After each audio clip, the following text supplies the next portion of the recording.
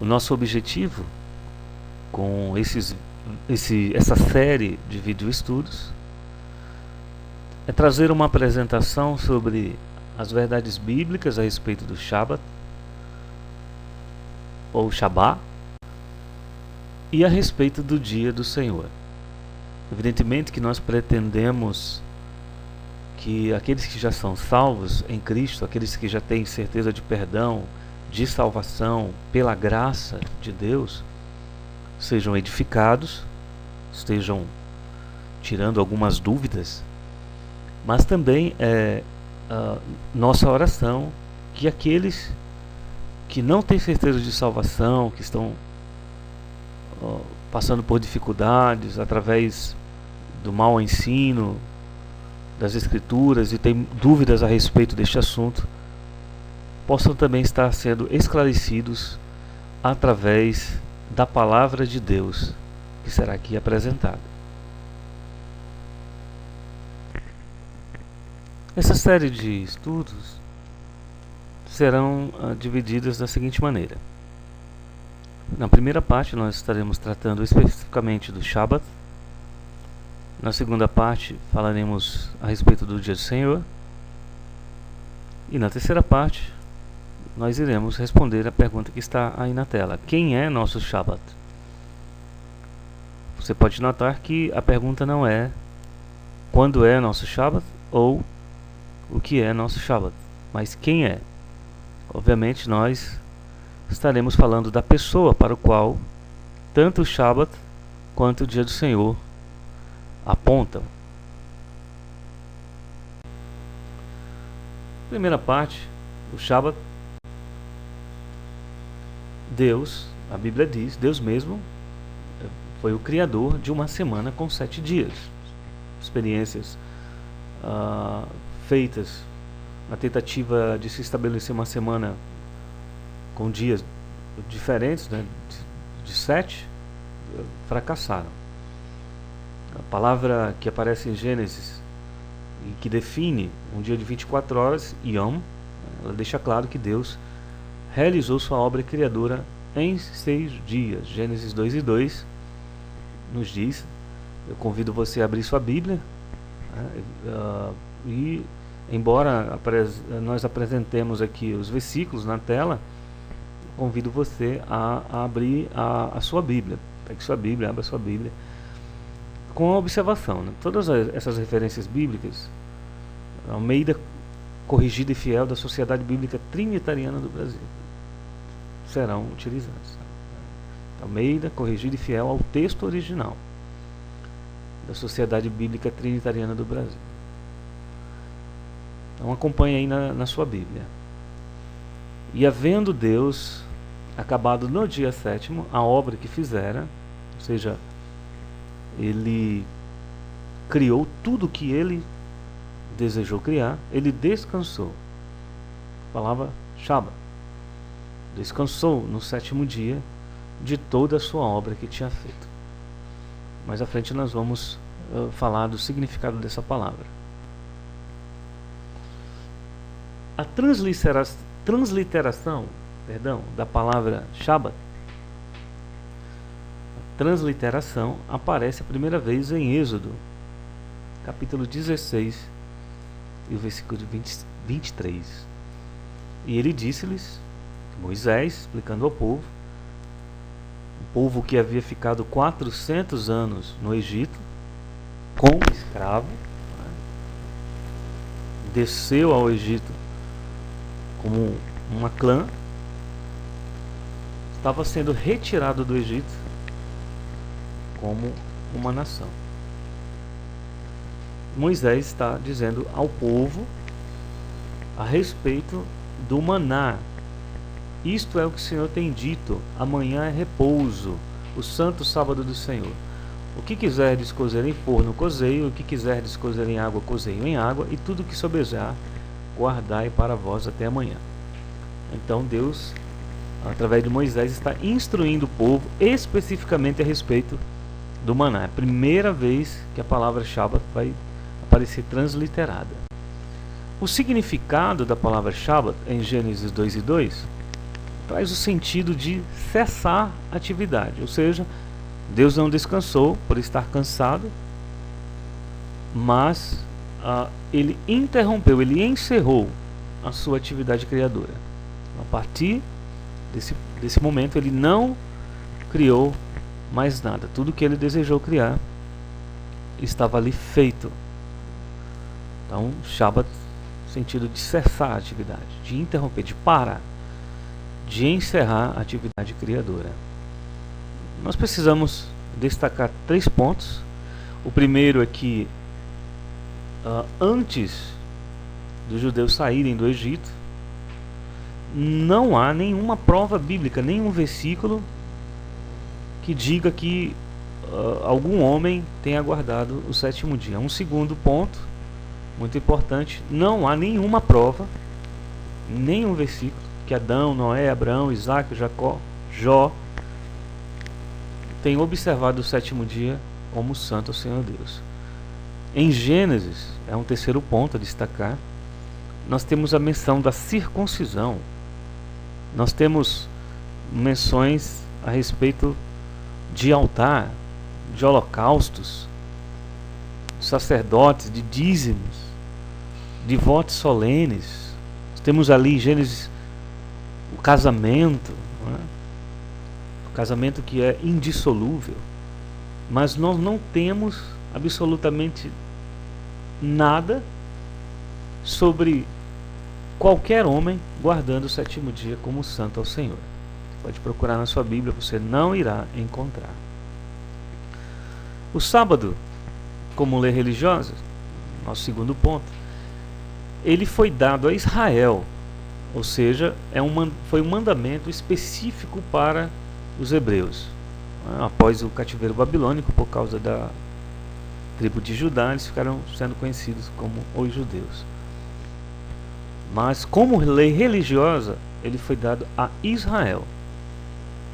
Uma primeira razão dada ao povo para que eles pudessem lembrar do que Deus fez ao libertá-los do cativeiro egípcio, da escravidão.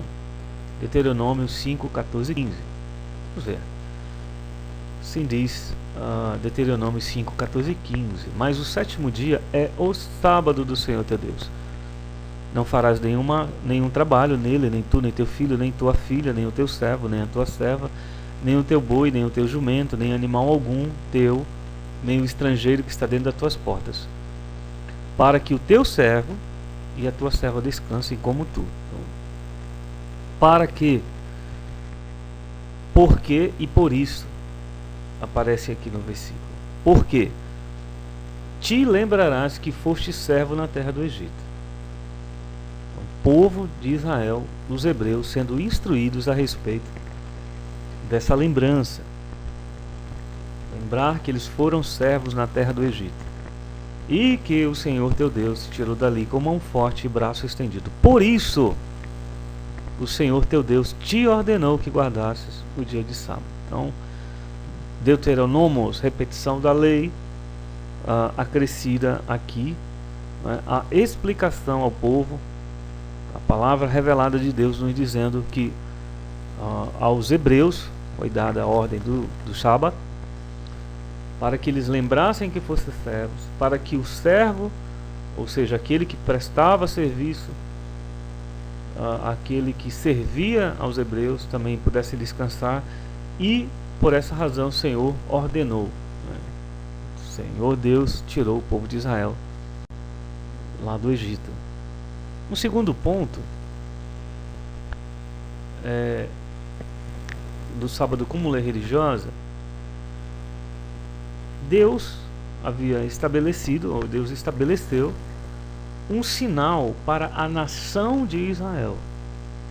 Não era um sinal para diferenciar gentios e gentios. Gentios guardadores do sábado e gentios não guardadores do sábado.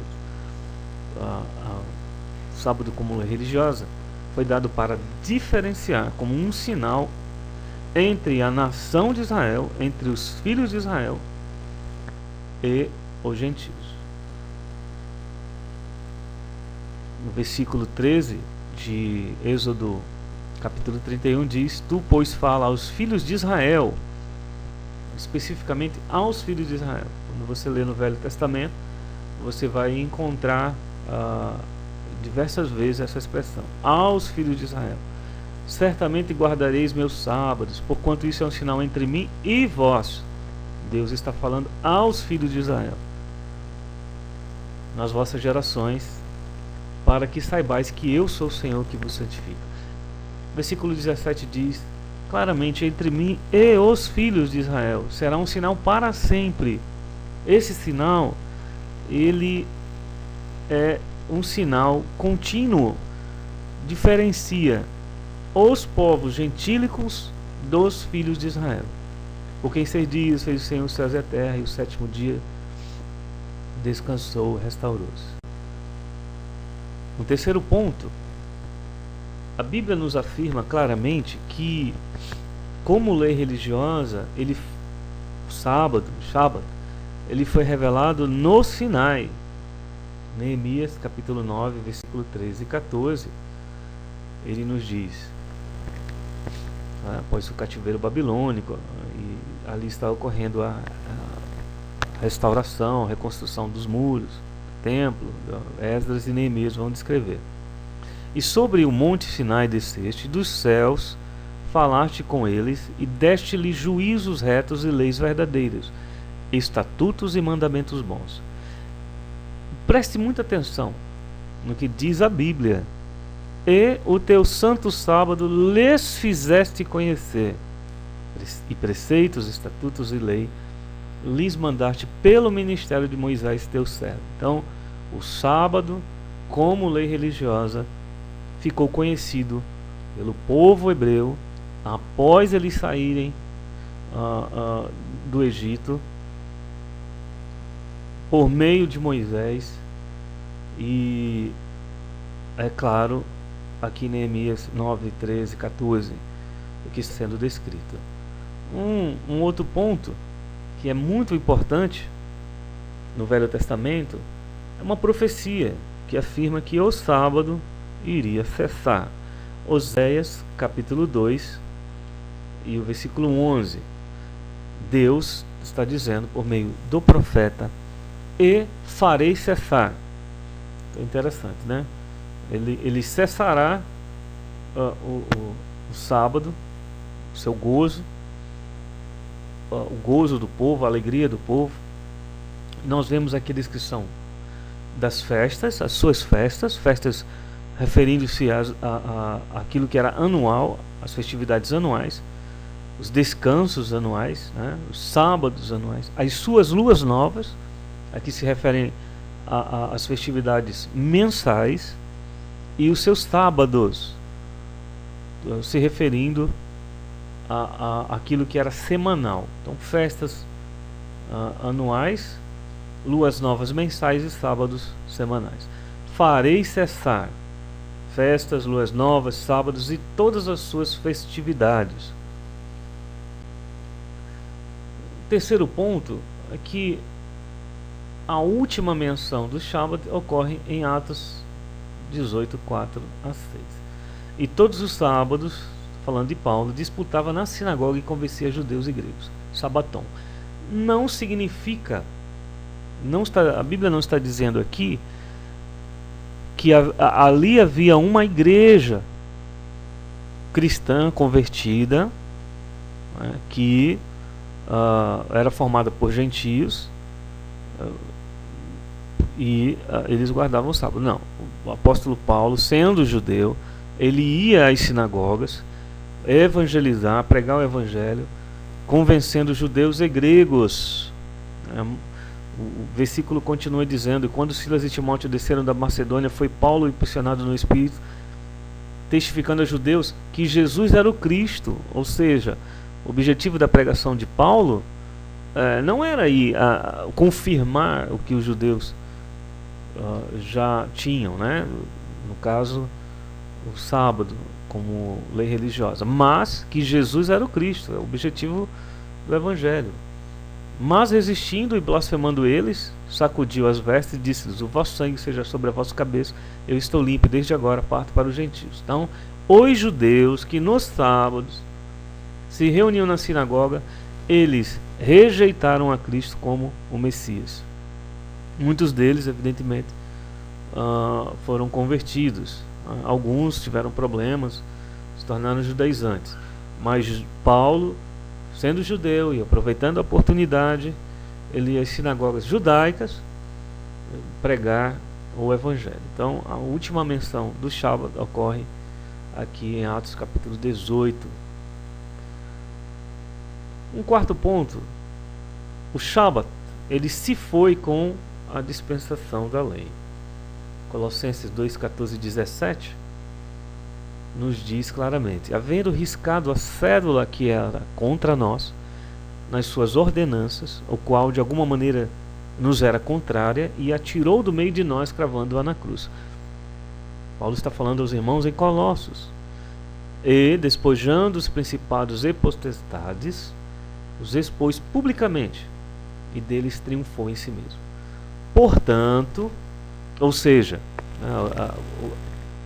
o grande vocábulo de Paulo ali, portanto, havendo riscado, ou seja, ele já fez, ele já tirou do meio de nós essa cédula, essa dívida que era contrária, que nós não poderíamos pagar, Jesus a cravou na cruz.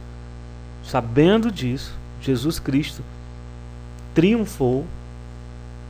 Paulo afirma: ninguém vos julgue pelo comer, ou pelo beber, ou por causa dos dias de festa anuais, ou da lua nova, mensais, ou dos sábados semanais.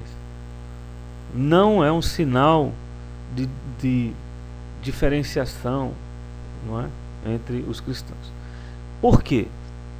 Paulo vai afirmar que são sombras das coisas futuras, mas o corpo, a sombra estava ali no Velho Testamento, mas o corpo é de Cristo.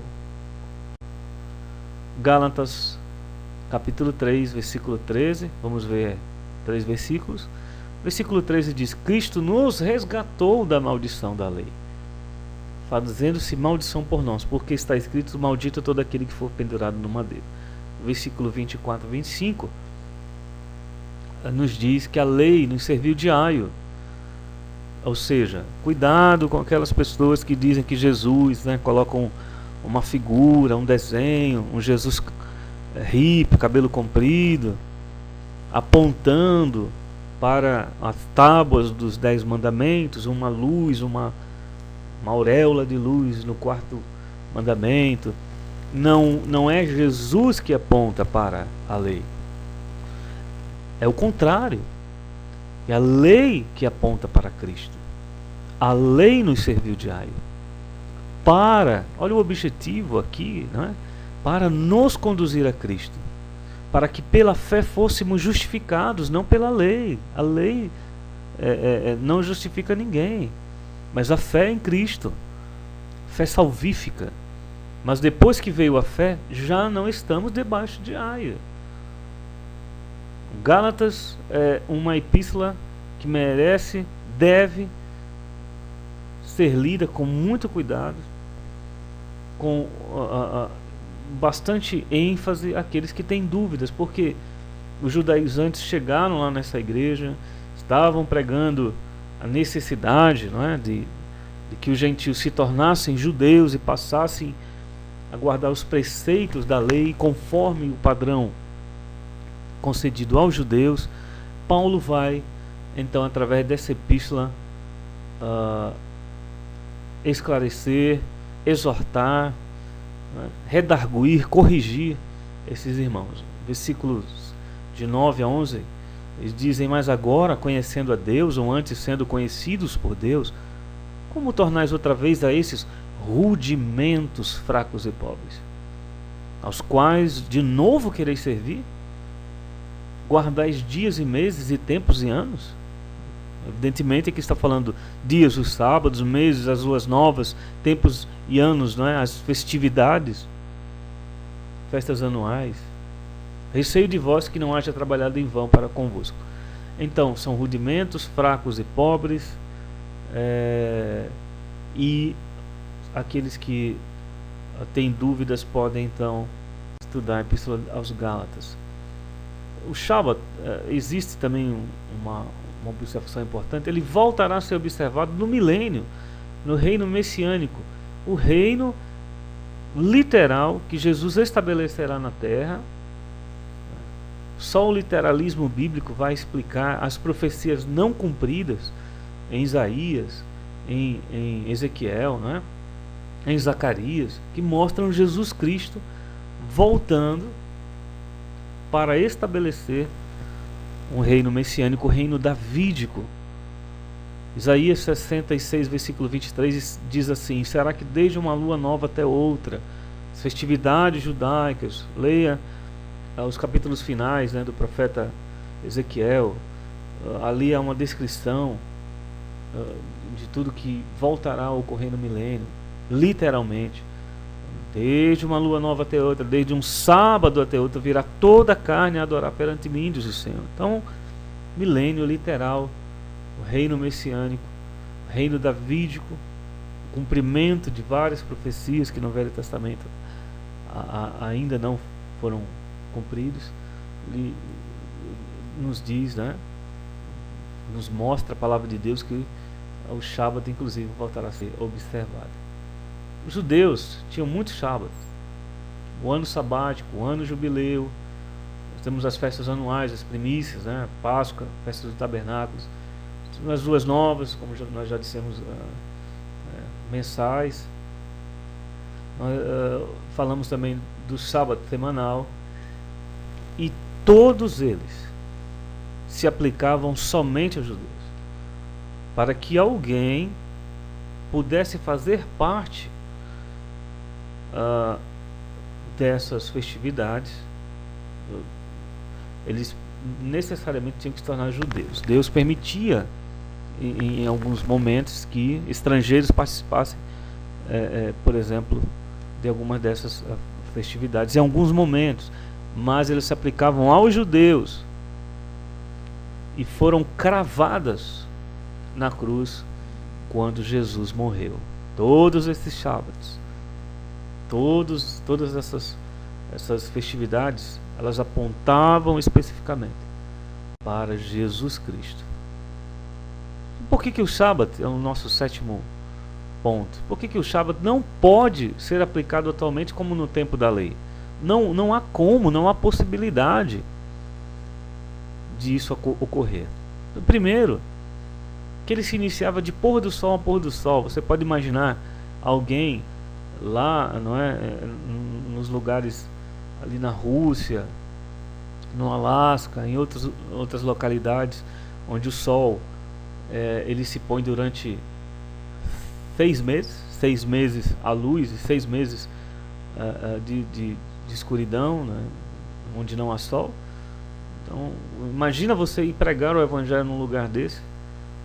Imagina um cristão, né, vivendo num lugar desse. Como ele iria então cumprir a determinação de que tinha de ser de pôr do sol a pôr do sol? Nenhuma atividade era permitida no sexto dia à noite. Nenhuma atividade. Não se permitia viagem, deslocamentos, sair de casa.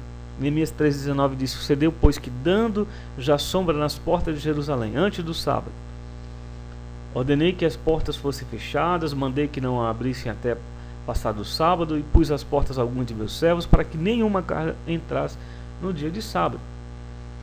Então, as pessoas não podiam viajar, não podiam se deslocar de suas casas, não podiam realizar qualquer atividade de deslocamento, como alguns, né, obviamente fazem hoje.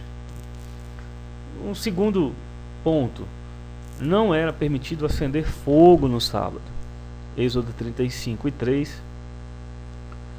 claramente ali especifica: não acendereis fogo. É uma determinação, uma ordem de Deus para os judeus, para os hebreus, para os filhos de Israel: não acendereis fogo em nenhuma das vossas moradas no dia do sábado. Se nós fizéssemos uma aplicação para hoje, significaria que não se poderia usar fogão, não se poderia usar eletricidade, né? Evidentemente o fogo, energia, produz a luz elétrica, a refrigeração, não é? E as consequentes circunstâncias que são geradas pelo uso da eletricidade e tudo mais. Então não poderia acender fogo. O terceiro ponto, o mandamento também estabelecia que as pessoas trabalhassem 6 dias, não 5. 6 dias, ou seja, as pessoas não ficavam no primeiro dia da semana indo a balneários, ao shopping, né? É um absurdo isso. E tentando no sábado ter alguma atividade religiosa, né? 6 dias. Do primeiro dia ao 6º dia elas tinham que ter suas atividades normais, atividades usuais, corriqueiras.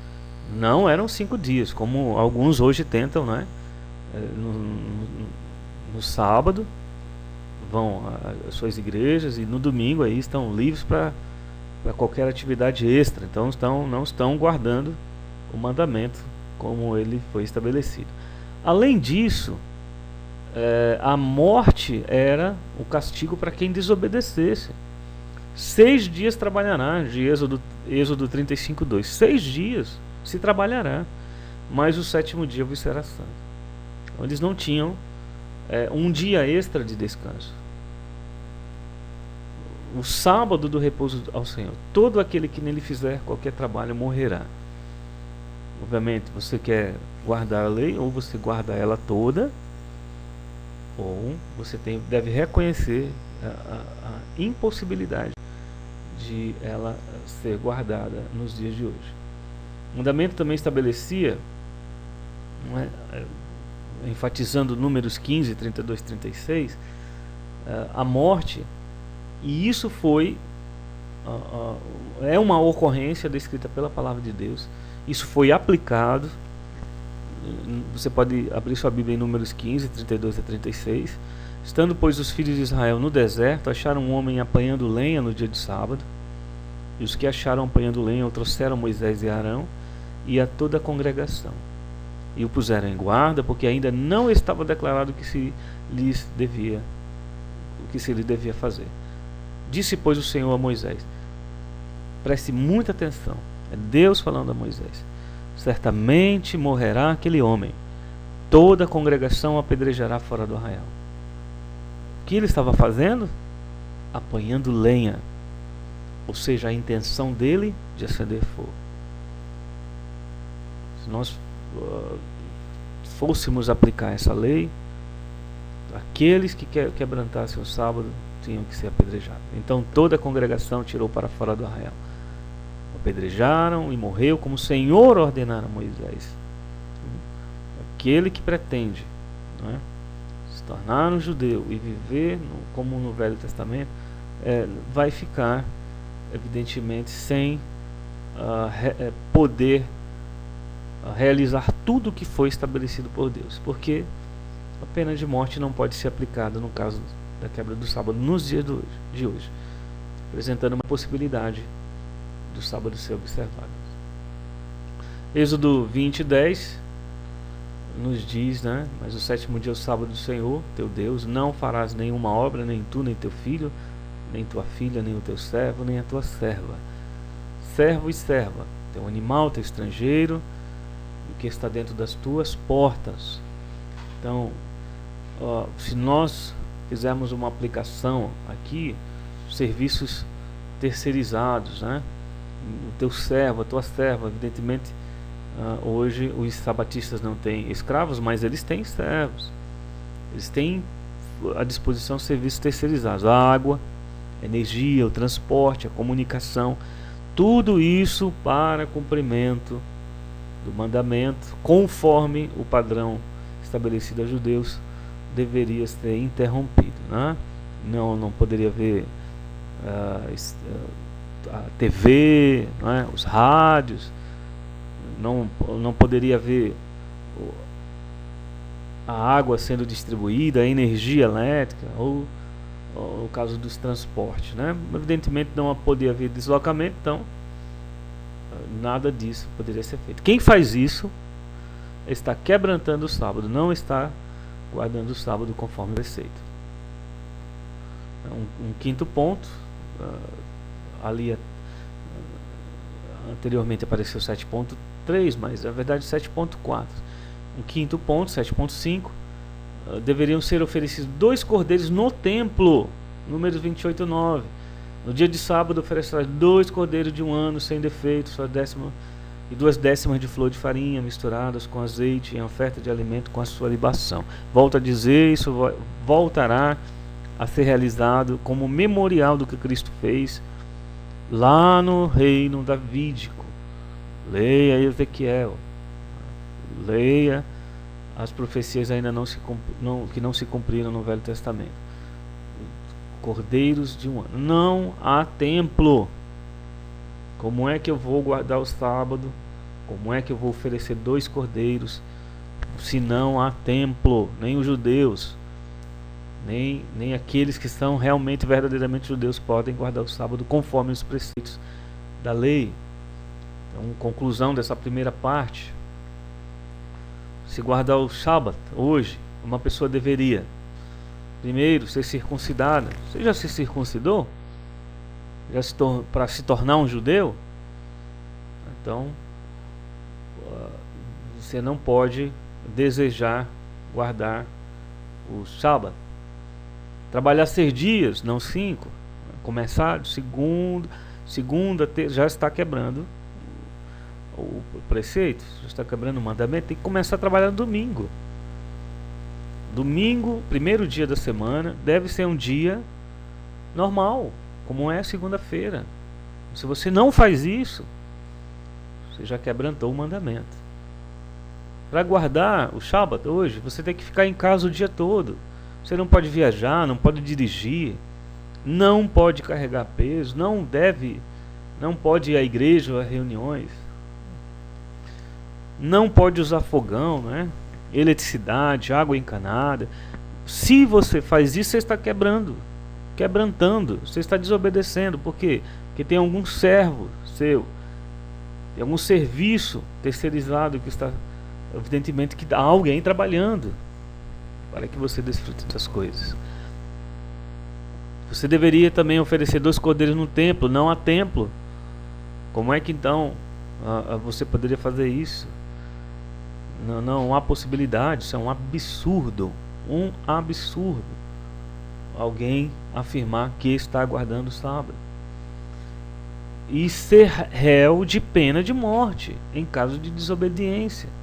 Por acaso essas igrejas que pretendem guardar o sábado, quando percebem que alguém, não é, eles mesmos, né, saíram de casa, abasteceram um carro, usaram a TV, né, um telefone celular, eles aplicam a pena de morte, então eles estão quebrando o sábado, eles não estão guardando o preceito da lei.